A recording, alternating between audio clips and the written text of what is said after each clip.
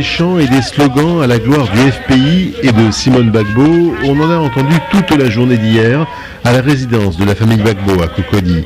Plusieurs centaines de parents, de camarades, d'amis venus accueillir la plus célèbre ex-prisonnière de Côte d'Ivoire. Elle a fait la prison, tout ce monde que vous voyez. Quand elle était en prison, mais toute la Côte d'Ivoire souffrait. Donc nous espérons bien qu'avec sa libération, nous allons faire un pas vers l'apaisement et la réconciliation. Philippe Henry d'Akouri-Tablé, l'un des cadres du FPI, ex-gouverneur de la Banque centrale ouest-africaine. Oh, mais pour être heureux, ça je le suis. Je le suis parce qu'il y a vraiment très longtemps qu'on attendait ce moment-là. Et ce moment est arrivé. Mais notre bonheur sera total lorsque nous aurons le président Gbagbo avec nous et les militaires qui seront encore en prison et qui n'ont rien à y faire. Nous sommes heureux, nous sommes très heureux, c'est un grand moment pour moi. Moi je me sens comme le jour où j'ai été libéré de Boundiali. Devant une foule enthousiaste, Simone Gbagbo prend alors quelques instants la parole pour expliquer que c'est une ancienne page qui est désormais tournée, mais qu'il reste encore à en écrire une nouvelle. Militants et militantes, levez-vous pour la nouvelle page. Elle est faisant sans arrêt. On est parti et on est parti. Amen. Frédéric Gara, Abidjan, RFI. Simone Gbagbo est donc libre. Oui, mais il faut tout de même rappeler qu'elle fait toujours l'objet d'un mandat d'arrêt international émis par la Cour pénale internationale, alors que son mari, Laurent Gbagbo, est lui toujours derrière ses barreaux. Fadi El Abdallah est justement le porte-parole de cette CPI. Elle, lui, attend désormais que les autorités ivoiriennes respectent le mandat d'arrêt contre Simone Gbagbo. Écoutez. Il faut séparer ce qui relève de la procédure nationale où l'amnistie peut être accordée et ce qui relève de la procédure devant la Cour pénale internationale. Et là, toute amnistie qui pourrait avoir été accordée n'a pas d'impact sur les procédures devant la CPI. Et la Cour s'attend à ce que le gouvernement de la Côte d'Ivoire s'acquitte de ses obligations en vertu du statut de Rome en exécutant le mandat d'arrêt contre Mme Gbagbo et en la remettant donc à la CPI parce que il faut respecter les obligations en vertu du droit international et parce que la justice pour les crimes qui ont été énumérés dans le statut de Rome, c'est un élément important pour parvenir à une paix durable. Et si la Côte d'Ivoire ne vous remet pas Simone Gbagbo comme vous le souhaitez, est-ce que vous pouvez lancer des procédures ? L'attente de la CPI en ce moment-là, c'est vraiment de discuter avec les autorités ivoiriennes afin de remplir leurs obligations en vertu du statut de Rome et non pas spéculer à une situation de non-coopération. Donc, essayons de voir comment les autorités ivoiriennes pourraient remplir ces obligations-là. Vous venez d'entendre Fadi El Abdallah, le porte-parole de la CPI, qui répondait à Pauline Glaise. Simone Gbagbo a passé la nuit dans son domicile à Abidjan. L'ancienne première dame de Côte d'Ivoire est désormais une femme libre. Elle a bénéficié de l'amnistie du chef de l'État annoncée lundi. C'est donc hier qu'elle a quitté l'école de gendarmerie d'Abidjan après 7 ans de détention pour atteinte à la sûreté de l'État. Ses partisans étaient présents pour l'accueillir. Reportage depuis Abidjan avec Fred Denis.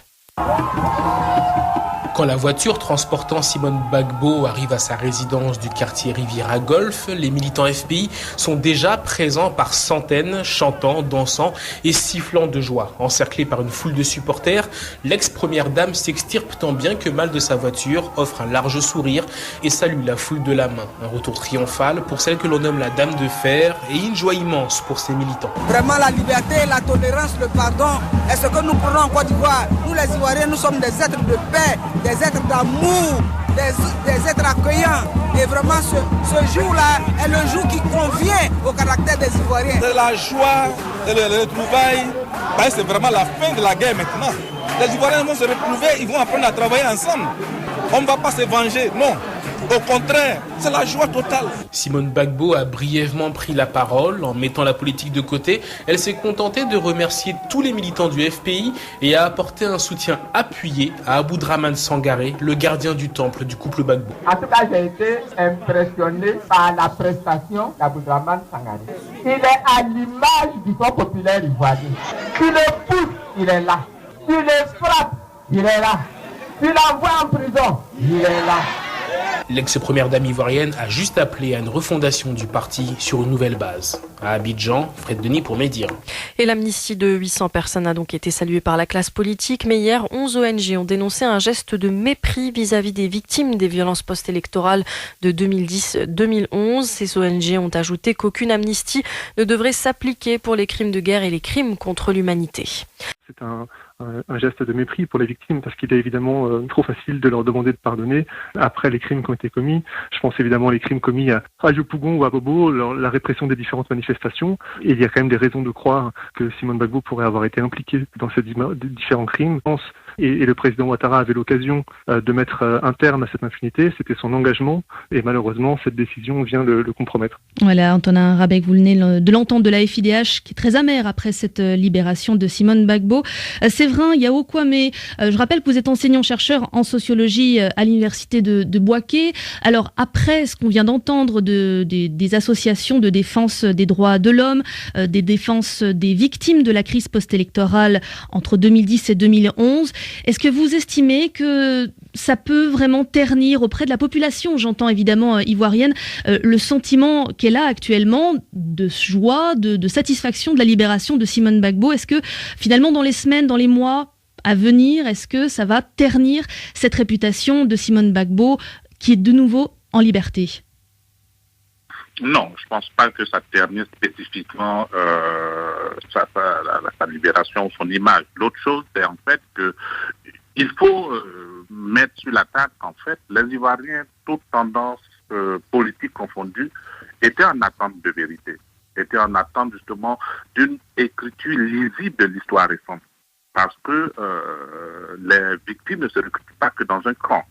Les victimes sont de tous les camps, les victimes sont parfois des citoyens ordinaires qui n'avaient pas de position politique particulière. Donc aujourd'hui, la grande question, ce n'est pas cette judiciarisation excessive de la sortie des crises qui importe, mais c'est d'offrir l'opportunité à une société de s'asseoir pour écrire de façon calme, de façon sereine, cette histoire récente qu'elle a vécue. On ne peut pas faire l'économie de cette vérité. On ne peut pas non plus évoluer dans une forme d'amnésie collective sur ce qui s'est passé. Parce que il est établi que les mêmes causes produiront les mêmes effets. Donc la grande question, ce n'est pas tant qu'on condamne ou qu'on ne condamne pas, ou qu'on l'élargisse ou qu'on n'élargisse pas, mais qu'on puisse donner l'opportunité à cette société ivoirienne qui, depuis ces 30 dernières années, vit dans un trauma constant lié justement à une compétition électorale mal arbitrée, mal gérée, justement de faire l'état des lieux pour se rendre compte de ce qui ne va pas et qui peut justement se repositionner ou se reproduire si on rentre dans une posture électorale nouvelle, sans que justement on prenne le temps d'adresser cette cause-là. Merci Séverin Yao Kwame. Je rappelle que vous êtes enseignant-chercheur en sociologie à l'université de Bouaké. Je me tourne maintenant vers Clément Fraioli. Vous nous avez rejoint en studio. On va parler d'une revue de presse des médias en Côte d'Ivoire, évidemment. Une revue de presse très axée sur la libération de Simone Gbagbo et les journaux évoquent surtout la joie de ses soutiens. Oui, tôt le matin déjà, nous apprend Ivoire Soir, une foule de partisans avait envahi le domicile du couple Gbagbo à Cocody. Fanfares, danse guerrière étaient déjà mobilisés en attente de l'ex-dame de fer de la politique ivoirienne. Abidjan.net parle de milliers de sympathisants venus accueillir Simone Gbagbo. Une liesse populaire décrit le site de l'Infodrome, un retour triomphal selon Malijet. Simone Gbagbo était animée par une joie immense de retrouver les siens après tant d'années d'absence, écrit le site d'information malien. Ce même émerveillement était perceptible dans les comportements de la population ivoirienne venue l'accueillir. Dans une vidéo publiée sur Abidjan.net, on voit d'ailleurs la foule se presser autour de la fourgonnette blanche où se trouve Simone Gbagbo et les forces de l'ordre tenter tant bien que mal de se frayer un chemin. Puis l'ancienne première dame sort, tout sourire du véhicule, sous les cris de joie et les applaudissements de ses partisans. Devant cette foule acquise à sa cause, Simone Gbagbo s'est ensuite exprimée. Elle s'est dite prête à pardonner, comme le rapporte Ouakat Serra. Je pardonne les injures, je pardonne les outrances, car si on ne pardonne pas, ce pays connaîtra une crise pire que ce que nous avons vécu. Nous sommes partis pour un nouveau combat, a aussi promis Simone Gbagbo. Et un nouveau combat pour Simone Gbagbo, l'ex première dame ivoirienne est peut-être un tournant dans la politique ivoirienne. C'est en tout cas l'avis du journaliste ivoirien André Conan, interrogé par l'Observateur Palga.